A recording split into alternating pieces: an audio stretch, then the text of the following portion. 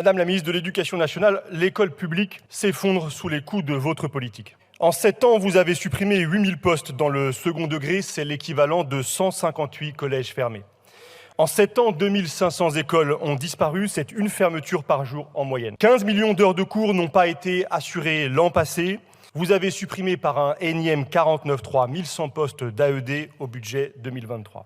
Avec vous, l'éducation nationale est en voie de tiers-mondisation. 13% des élèves arrivent à l'école le ventre vide. Les enseignants ont connu un déclassement salarial sans précédent. La crise de recrutement est chronique. Les démissions atteignent un niveau historique. Comme si cela ne suffisait pas, en février, d'un coup de crayon, vous avez encore supprimé 700 millions d'euros du budget de l'éducation, pourtant érigé en priorité de la nation.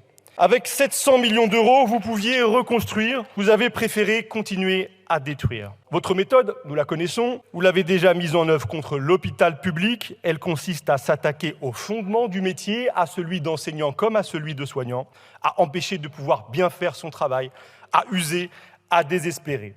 Ajoutez-y une cure d'austérité et tout est prêt pour faire place nette au privé. Depuis 2017, l'école privée ne s'est jamais aussi bien portée. Elle n'a jamais autant concentré les élèves issus des catégories les plus favorisées. Ces établissements d'élite, gavés de fonds publics, scolarisent enfants de ministres et de PDG du CAC 40. Ils consacrent le séparatisme qui fait le cœur de votre politique.